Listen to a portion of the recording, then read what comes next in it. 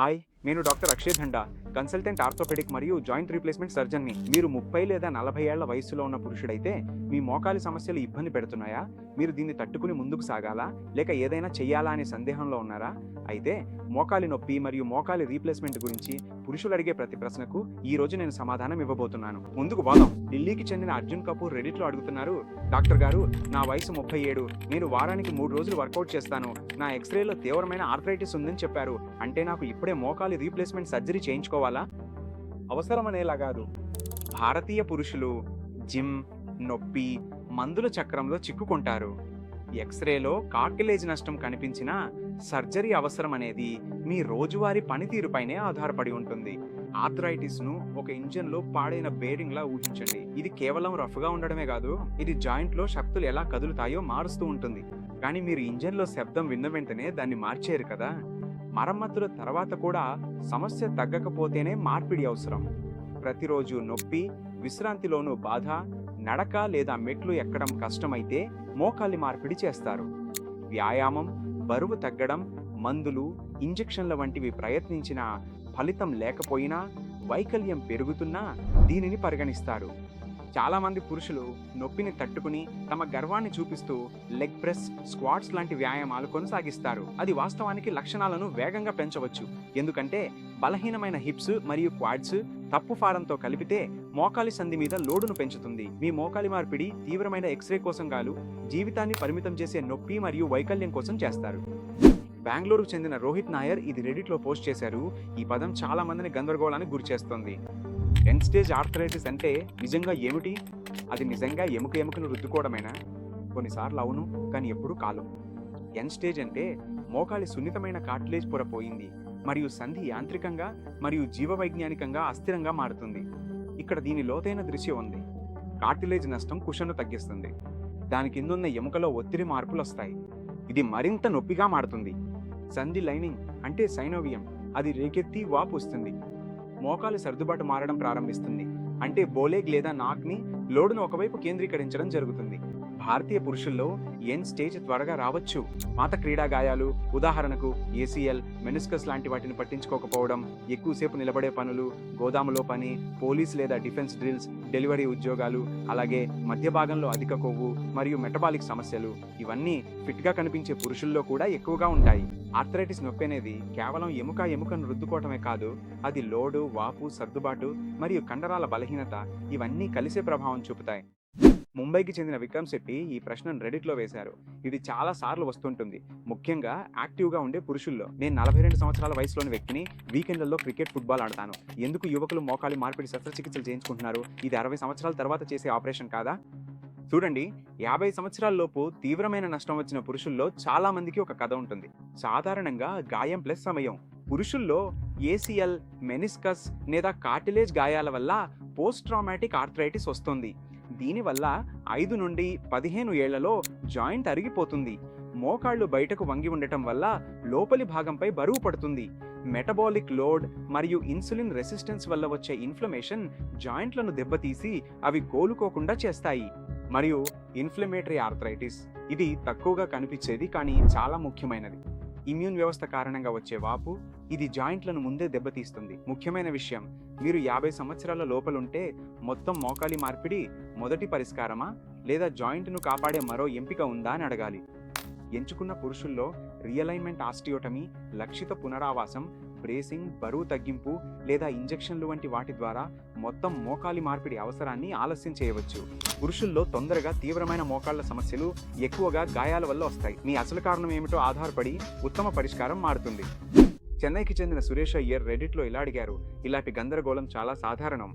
నాకు uric acid సమస్యలు మరియు గౌట్ ఉన్నాయి. నా మోకాలు అప్పుడప్పుడు ఉబ్బిపోతుంది. ఇది ఆర్థరైటిస్, గౌట్ లేదా లిగమెంట్ గాయమని నేను ఎలా తెలుసుకోవాలి? చాలా మంది భారతీయ పురుషులకు తప్పుగా లేబుల్ వేస్తారు. ప్రతి మోకాలి నొప్పికి ఆర్థరైటిస్ అని అంటారు, ప్రతి ఉబ్బినదాన్ని యూరిక్ యాసిడ్ అని అంటారు. గణిత శాస్త్ర విజ్ఞానం. గౌట్ అనేది క్రిస్టల్ వలన కలిగే వాతు. దాడులు అకస్మాత్తుగా, వేడిగా, ఉబ్బినట్లుగా చాలా నొప్పిగా ఉంటాయి మరియు జాయింట్ల మధ్య మారుతూ వస్తాయి. ఆస్టియో ఆర్థరైటిస్ అనేది యాంత్రికంగా క్రమంగా క్షీణించడం. క్రియాశీలతతో నొప్పి పెరుగుతుంది. విశ్రాంతి తర్వాత గట్టితనం నెమ్మదిగా పురోగమిస్తుంది. మెనిస్కస్ లేదా లిగమెంట్ గాయం వంపు, తాళం పట్టడం, చిక్కుకోవడం మరియు అస్థిరతతో నొప్పిని కలిగిస్తుంది.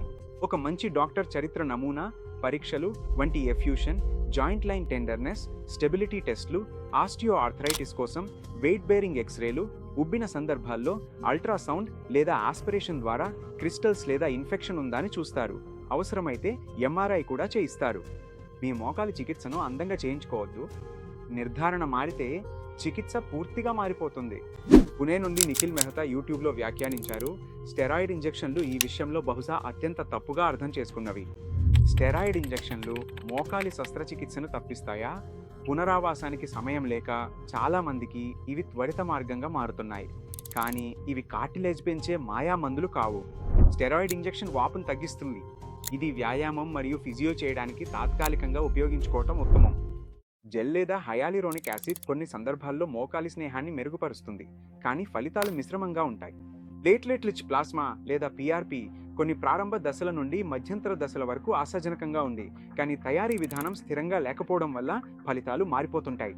లోతైన నిజమేమిటంటే ఆర్థరైటిస్ అనేది నిర్మాణం, సరైన అమరిక, కూలిపోవడం మరియు జీవశాస్త్రం, వాపు రెండూ కలిసిన సమస్య. మీ మోకాలి నిర్మాణం కూలిపోయి వంకరగా మారిపోయినట్లయితే ఇంజెక్షన్లు తాత్కాలికంగా నొప్పిని తగ్గించవచ్చు, కానీ మళ్ళీ మెకానిక్స్ను పునరుద్ధరించలేవు. మరియు పురుషుల ప్రత్యేకత ఏమిటంటే చాలామంది పురుషులు ఇంజెక్షన్లు తీసుకుని వెంటనే భారీ స్క్వాట్లు, పొడవైన రైడ్లు, టర్ఫ్ స్పోర్ట్స్కి తిరిగి వెళ్తారు. అలా చేయడం వల్ల ఇంజెక్షన్ ప్రయోజనం వృధా అవుతుంది. మళ్ళీ మోకాలి సమస్యలు వస్తాయి. ఇంజెక్షన్లు కొంతకాలం సమయం కొనుగోలు చేయగలవు, కానీ మీరు సరైన పునరావాసాన్ని తప్పకుండా చేయాలి. పునరావాసం లేకుండా ఇంజెక్షన్లు ఖరీదైన వాయిదా మాత్రమే అవుతాయి. కోచ్ నుండి దీపక్ పిల్లై ఇన్స్టాగ్రామ్లో డైరెక్ట్ మెసేజ్ ద్వారా ఇది పంపారు.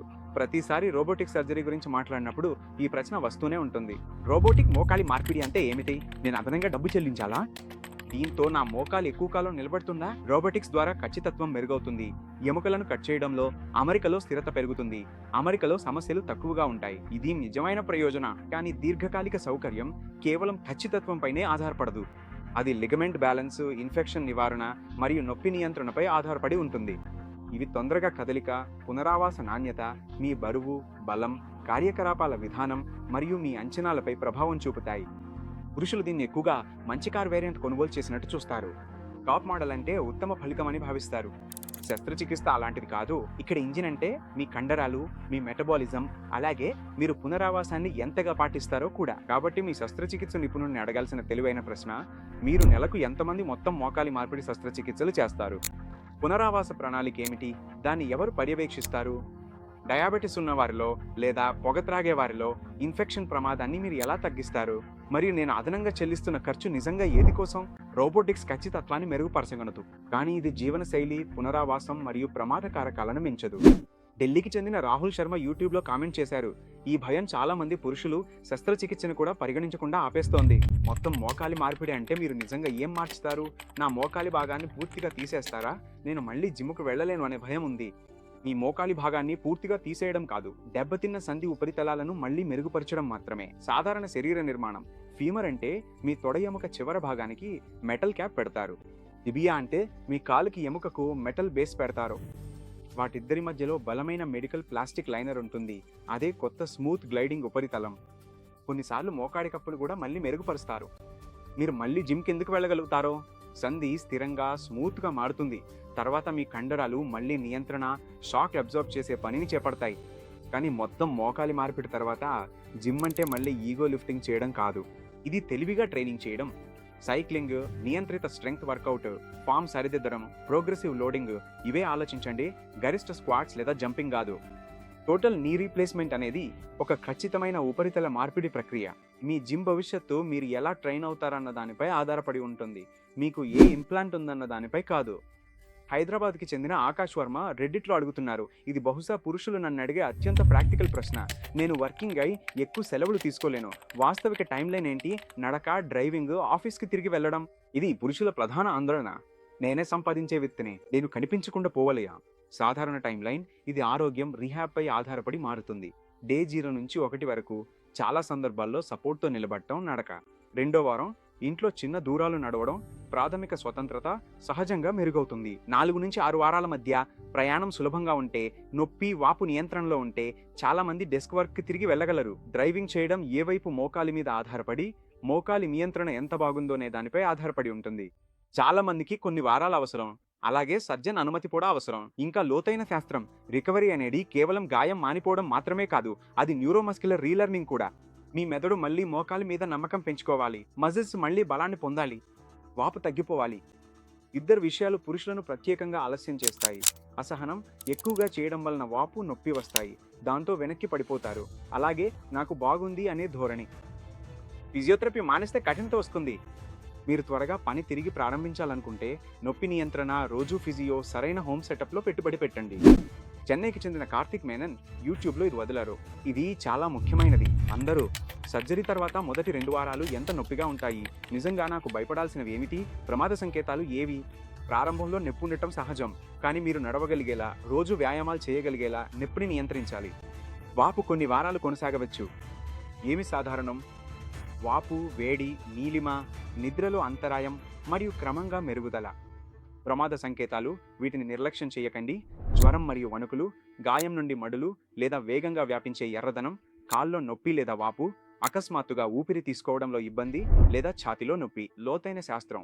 శస్త్రచికిత్స వలన శరీరంలో వాపు మరియు తాత్కాలికంగా రక్తం గడ్డకట్టే కెంతను పెరుగుతుంది. మీ గాయం ఇన్ఫెక్షన్కు సులభంగా ప్రవేశద్వారం అవుతుంది. అందుకే నివారణ మరియు ప్రమాద సంకేతాలపై అవగాహన ఈ ప్రక్రియలో అత్యంత ముఖ్యమైన భాగం. అలాగే పురుషుల ప్రత్యేకత. పురుషులు తరచుగా లక్షణాలను ఆలస్యంగా చెబుతారు, ఎందుకంటే ఫిర్యాదు చేయడం సరిగా అనిపించదు. చిన్న సమస్యలు పెద్దవిగా మారటమే ఇదే విధంగా జరుగుతుంది. ప్రమాద సంకేతాలను తొందరగా తెలియజేయడం మీ ఫలితాలను రక్షిస్తుంది. ఇది అనేక మంది పురుషుల నుంచి వచ్చింది. రెడిట్, యూట్యూబ్, ఇన్స్టాగ్రామ్ అందరూ అదే ప్రశ్న అడిగారు. టోటల్ నీ రీప్లేస్మెంట్ తర్వాత నేను స్క్వాట్ చేయగలనా, కాళ్ళు మడిచి కూర్చోవచ్చా, ఇండియన్ టాయిలెట్లు వాడచ్చా, క్రికెట్ ఆడచ్చా, ప్రతిరోజు నా బైక్ నడిపించవచ్చా? ఇది భారతీయులు, పురుషులు ఎక్కువగా అడిగే ప్రశ్న. వీటిని వివరంగా చూద్దాం. స్క్వాటింగ్, కాళ్ళు మడవడం అందరికీ సాధ్యం కాకపోవచ్చు. కొంతమంది పురుషులు చేయగలిగిన లోతైన మడతలు కష్టమే. ఇండియన్ టాయిలెట్ వాడకం లేదా ఎక్కువసేపు వంగి కూర్చోవడం చాలామందికి మంచిది కాదు. వెస్టర్న్ కమోడ్ లేదా ఎత్తైన సీటు వాడటం మొదట్లో సురక్షితం. క్రికెట్ కొన్నాళ్ళ తర్వాత నియంత్రితంగా ఆడొచ్చు. బ్యాటింగ్, ఫీల్డింగ్ చేయడం ఇబ్బంది ఉండదు. ఓటమి పరుగులు, అకస్మాత్తుగా మలుపులు, స్లైడింగ్ ఇవి ఎక్కువ ప్రమాదం కలిగిస్తాయి. బైక్ రైడింగ్ సాధ్యమే, కానీ ఎక్కువసేపు ప్రయాణిస్తే వాపు పెరగొచ్చు. వాపు తగ్గాక బలం చూసుకుంటూ నెమ్మదిగా మొదలు పెట్టండి. అవును, కానీ జాయింట్లకు జాగ్రత్తగా ఉండాలి. సైక్లింగ్, నియంత్రితంగా కాళ్ళ బలం పెంచడం, నడుము బలపరిచే వ్యాయామాలు, అహంకారంగా ఎక్కువ బరువులు ఎత్తకండి. పునరావృతంగా దెబ్బలు తగిలే వ్యాయామాలు, జంపింగ్ వంటివి నివారించండి. ఇక్కడ దీని లోతైన అర్థాన్ని చూద్దాం. టోటల్ నీ రీప్లేస్మెంట్ అనేది నడక, మెట్లెక్కడం, రోజువారీ స్వతంత్రత, ప్రయాణం, ఉద్యోగ జీవితం తిరిగి పొందేందుకు రూపొందించబడింది. మీరు ఎక్కువ మడతలు కూడా వేయగలిగితే దాన్ని అదనపు లాభంగా భావించండి, హామీగా కాదు. పురుషులు విజయాన్ని ఇలా కొలుస్తారు: 25 ఏళ్ల నాటి పనులు ఇప్పుడు చేయగలనా అని. కానీ అసలైన విజయం వచ్చే 15 ఏళ్ళు నొప్పి లేకుండా చురుగ్గా ఉండగలనా అన్నది. మోకాలి ఆరోగ్యం కోసం మీ జీవన శైలిని తెలివిగా మార్చుకోండి.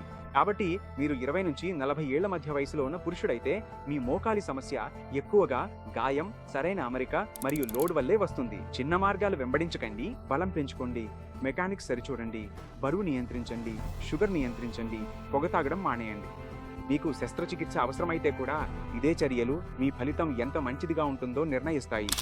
మీ మోకాలి నొప్పికి సరైన సలహా లేదా చికిత్స కోసం ప్రాక్టోలో నిపుణులైన ఆర్థోపెడిక్ సర్జన్ను సంప్రదించండి. వారు మీకు సరైన మార్గదర్శనం చేస్తారు. ఇది మీకు ఉపయోగపడితే నొప్పిని భరిస్తూ వ్యాయామం చేసే మీ స్నేహితులకు తప్పకుండా షేర్ చేయండి. మీరు వాస్తవంగా ఉపయోగపడే సలహాలు మరియు ముఖ్యమైన విషయాలను తెలుసుకోవాలంటే ఇప్పుడే సబ్స్క్రైబ్ చేసి బెల్ ఐకాన్ను నొక్కండి. ధన్యవాదాలు.